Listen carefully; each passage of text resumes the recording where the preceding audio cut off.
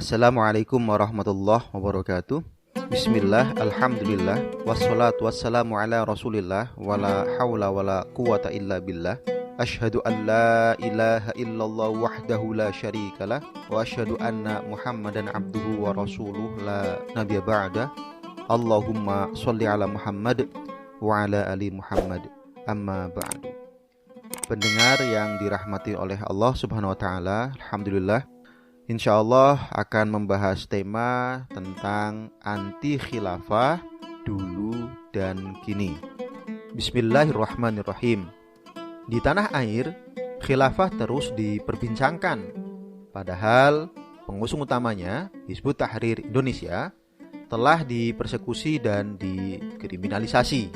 Sepertinya dalam jangka panjang, isu khilafah juga Hizbut Tahrir masih tetap akan dimainkan.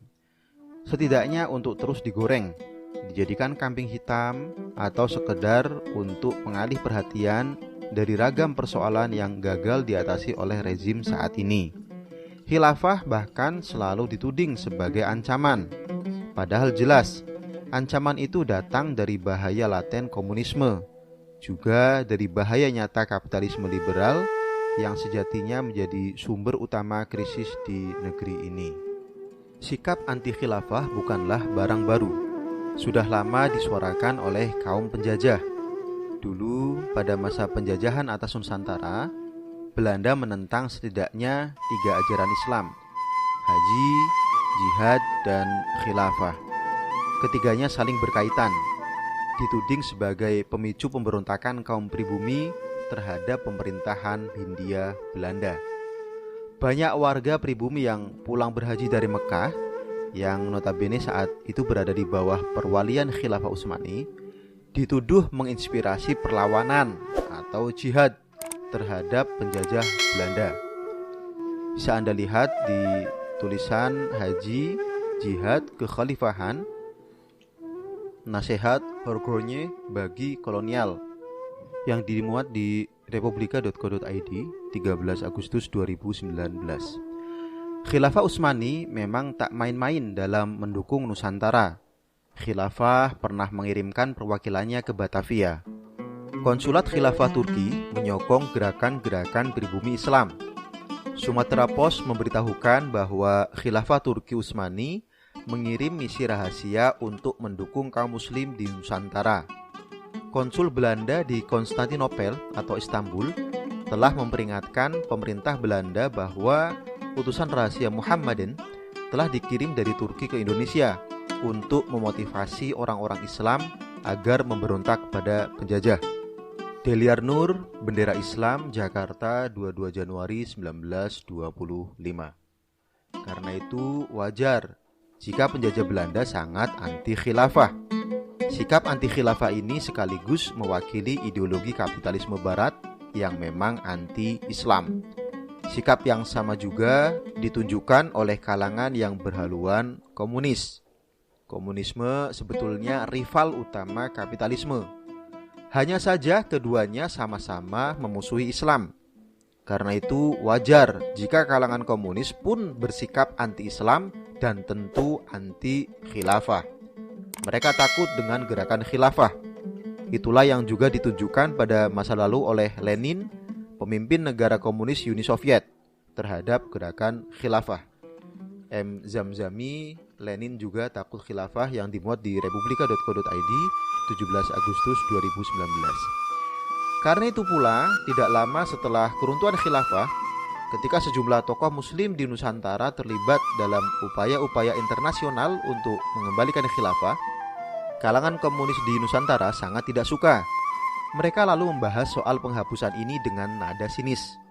Sejarawan muda Indonesia Septian Awe mengungkap adanya sebuah artikel di surat kabar Medan Muslimin yang dikelola Haji Misbah, seorang tokoh berhaluan komunis, pada 15 April 1924. Artikel tersebut antara lain menyatakan adalah ilusi mengharapkan khalifah membawa persatuan umat Islam, membawa kebahagiaan dan kebebasan, karena hanya komunis yang akan mampu mewujudkannya.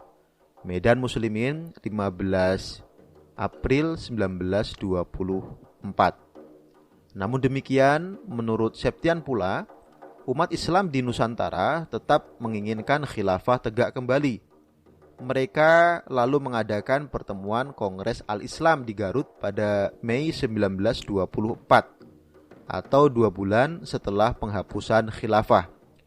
Dalam pidato pembukaan kongres yang diadakan oleh Sarekat Islam, Muhammadiyah dan Al-Irsyad ini, Kiai Haji Agus Salim menempatkan permasalahan ini dalam konteks perjuangan dunia Islam melawan pemerintah kolonial.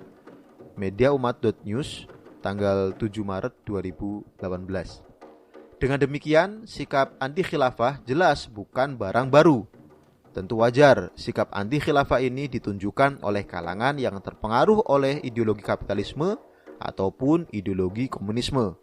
Yang tidak wajar adalah jika sikap anti khilafah ini didemonstrasikan bahkan secara vulgar oleh sebagian kalangan Islam yang mengklaim anti penjajahan kapitalis dan anti komunis. Apalagi sikap anti khilafah ini sejalan dengan sikap para pemimpin barat imperialis seperti mantan Presiden Amerika George Bush, mantan Perdana Menteri Inggris Tony Blair, pemimpin Rusia Putin, dan para pemimpin barat lainnya. Pendengar yang dirahmati oleh Allah SWT, sebetulnya jika sedikit saja kita mau jujur pada sejarah, hubungan khilafah dan Nusantara bukan saja sangat erat. Bahkan, khilafah punya sumbangsih nyata bagi Nusantara. Kehadiran kaum muslim dari wilayah Timur Tengah atau khilafah ke Nusantara pada masa-masa awal disebutkan pertama kali oleh agamawan dan pengembara terkenal Cina Yi Xing yang pada 51 Hijriah atau 617 Masehi sampai ke Palembang. Kerajaan Sriwijaya di Palembang merupakan kerajaan Buddha yang tercatat memberikan pengakuan terhadap kebesaran khalifah. Pengakuan ini dibuktikan dengan adanya 2 pucuk surat yang dikirim oleh Raja Sriwijaya kepada khalifah pada zaman Bani Umayyah. Surat pertama dikirim pada Khalifah Muawiyah dan surat kedua dikirim pada Khalifah Umar bin Abdul Aziz. Pada perkembangan selanjutnya, hubungan khilafah dan Nusantara inilah yang menjadi faktor yang mengkonversi banyak kerajaan Hindu atau Buddha menjadi kesultanan Islam di Nusantara. Salah satunya Kesultanan Yogyakarta yang merupakan penerus Kesultanan Mataram Islam. Fakta ini diakui secara langsung oleh Sri Sultan Hamengkubuwono yang ke-10 pada Kongres Umat Islam Indonesia yang ke-6 di Yogyakarta. Saat itu, ia menjelaskan hubungan yang erat Keraton Yogyakarta dengan kekhalifahan Utsmani di Turki. Republika.co.id 12 Februari 2015. Berbagai sumber juga telah menyebutkan kegigihan sebagian sultan di Nusantara untuk mendapatkan gelar sultan dari kekhilafahan Islam di Turki yang diwakili oleh Syarif Makkah. Hal ini menunjukkan hasrat kuat mereka agar mendapatkan legitimasi dari khilafah. Fakta ini diakui antara lain oleh sejarawan Muslim Tiar Anwar Bakhtiar. Republika.co.id 8 Mei 2015. Khilafah Turki Utsmani memiliki posisi sebagai Khadim Al-Haramain atau penjaga 2 kota suci, yakni Mekah dan Madinah. Pada posisi ini, Khilafah Utsmani mengambil langkah-langkah khusus untuk menjamin keamanan bagi perjalanan ibadah haji kaum muslim di seluruh dunia. Khilafah Utsmani misalnya mengamankan rute haji dari wilayah sebelah barat Sumatera dengan menempatkan angkatan lautnya di Samudra Hindia pada tahun 904 Hijriah 1498 Masehi. Fakta lain, menurut Nuruddin Araniri dalam Bustan al-Salatin, penguasa Aceh Sultan Alauddin Riayat Shah Al-Qahar pernah mengirim utusan ke Istanbul untuk menghadap Sultan Rum atau Khalifah Turki Utsmani. Utusan ini bernama Hussein Effendi yang fasih berbahasa Arab. Pada Juni 1562 Masehi, utusan Aceh tersebut tiba di Istanbul untuk meminta bantuan militer Khilafah Utsmani guna menghadapi Portugis. hubungan Aceh dengan Khilafah Turki Utsmani terus berlanjut, terutama untuk menjaga keamanan Aceh dari serangan Portugis. Pendengar yang dirahmati oleh Allah SWT, dengan demikian eratnya hubungan Khilafah dan Nusantara merupakan fakta sejarah. Wajar jika kalangan Muslim di Nusantara menunjukkan kepedulian luar biasa saat Khilafah Utsmani diruntuhkan tahun 1924. Mereka pun terlibat dalam upaya-upaya internasional untuk mengembalikan khilafah. Eksistensi secara umat Islam Nusantara dalam memperjuangkan khilafah ini telah diamini oleh para sejarawan Indonesia maupun Barat. Di antaranya Profesor Deliar Nur, Profesor Akip Suminto, dan Martin van Brunesen. Deliar Nur dalam disertasinya The Modernist Muslim Movement in Indonesia 1900 sampai 1942 menyatakan bahwa umat Islam di Indonesia tak hanya berminat dalam masalah khilafah, tetapi juga merasa berkewajiban memperbincangkan dan mencari penyelesaiannya. Akip Suminto juga dalam disertasinya Politik Islam Hindia Belanda menuturkan tentang pengaruh pan-Islamisme di Indonesia dalam perjuangan khilafah saat itu. Dia menyatakan adanya kaitan erat antara paham pan-Islamisme dan jabatan khalifah karena khalifah merupakan simbol persatuan umat Islam di seluruh belahan dunia.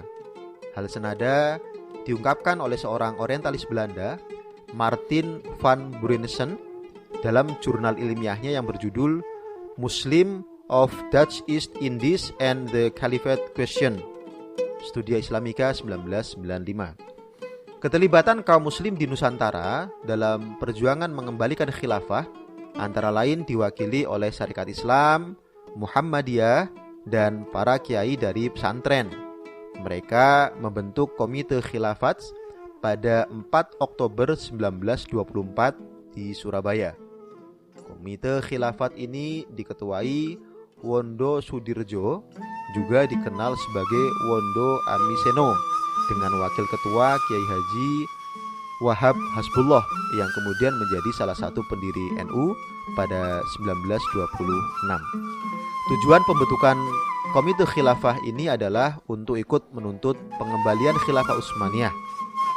Azumardi Asra dalam artikel Khilafah yang diterbitkan di republika.co.id 24 Juli 2017. Alhasil, sikap anti khilafah jelas bertentangan dengan fakta sejarah atau historis. Yang lebih naif, sikap anti khilafah sejatinya sama dengan sikap membebek kepada penjajah yang memang anti khilafah.